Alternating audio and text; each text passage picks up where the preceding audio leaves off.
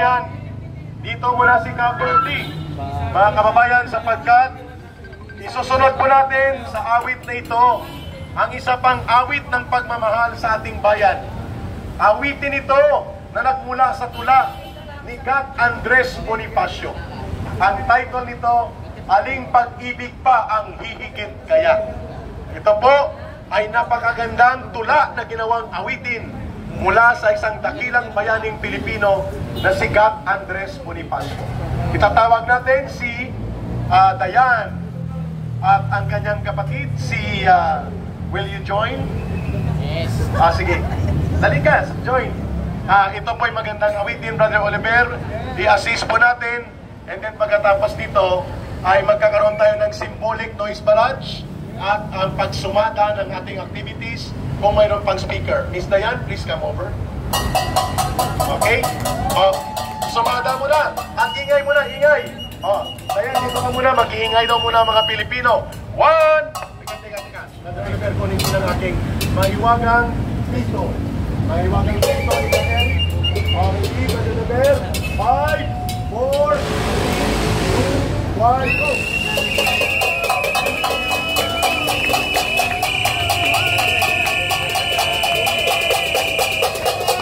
Marcos Romualdez resign! Marcos Romualdez resign! Marcos Romualdez resign! Marcos Romualdez resign! Marcos Romualdez resign! Yun! Reserve po na mga pito at mga kasirola at mayroon pa tayong isa pang wave ng noise barrage. Pakinggan natin at dami ng awiting ito mula sa tula ni Gat Andres Bonifacio. At ang anak naman ang aawit si Dayan at ang kanyang mga kapatid ay sasama dito bilang backup support. Okay. Ikaw muna, Miss Dayan. Alam po. Ito po ay Pag-ibig sa Tinubuang Lupa ni Andres Bonifacio. Version po ni Ilang Laya. Ayan. Pag-ibig sa Tinubuang Lupa. Okay. Yan po ang title ng kanyang awit. Aling pag-ibig pa ang hihigit kaya sa pagkadalisay at pagkadakila gaya ng pag-ibig sa tinubuang lupa. Aling pag-ibig pa wala nang nawala, walang mahalagang hindi inihandog nang may pusong wagas sa bayang nagkuko,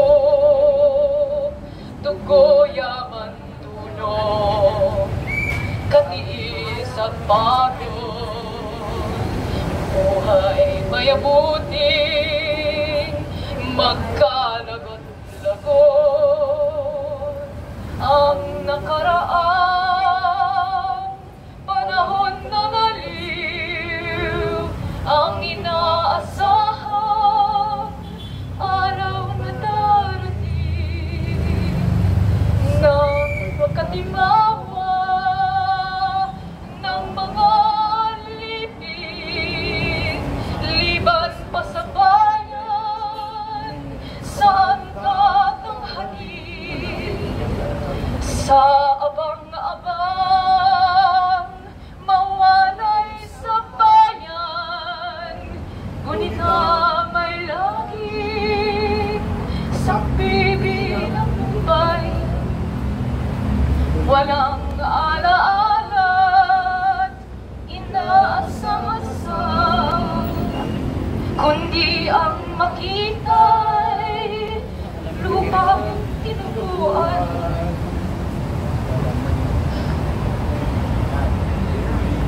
Kayo'y nalagasan ng bunga't bulaklak, kahoy niya ring buhay na nilantat sukat ng balabalakid, makapal na hila, muling manariwat sabay ay lumiyak.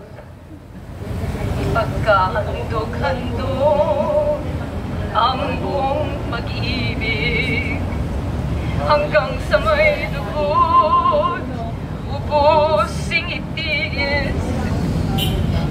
Kung sa pagtatanggol, buhay ang kapalit, ito'y kapalaran at tunay na langit. Aling pag-ibig pa ang higit kaya sa pagkadalisa at pagkadakila, gaya ng pag-ibig sa tinubuang lupa. Aling pag-ibig pa, wala na nga, wala.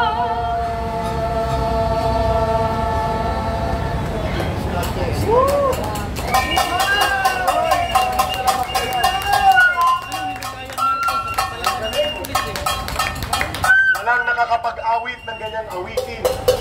Yan po ay pambihirang maririnig. Poem po yan, tula ni Andres Bonifacio, Pag-ibig sa Tinubuang Lupa. Thank you, Dayan. Maraming salamat sa pagmamahal mo sa ating bayan. Very emotional po si Dayan, no? Lalo na doon sa portion na buhay may ialay.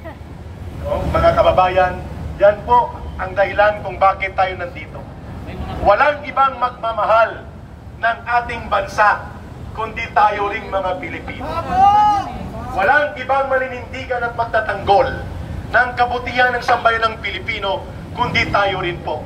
Dayan, we perfectly understand the full emotion na ibinuhos mo niya sa awitin niyo. Pag-ibig sa tinubuang lupa. Yan po ang wala. Ang walang pag-ibig sa tinubuang lupa ay silang nagdarambong sa kaban ng bayan. Sila ang nagnanakaw at kaya nilang mabuhay habang nalulunod sa baha ang milyong-milyong Pilipino. Kaya tamang-tama yung awiting inawit ni Miss Dayan, pag-ibig sa tinubuang lupa. Yun po ang dapat nating ibalik. Yun ang wala kay Marcos. Yun ang wala kay Romualdez, kay Saldico, at sa mga magnanakaw sa gobyerno, kasama na ang mga kriminal na kontraktor na kasabwat nila.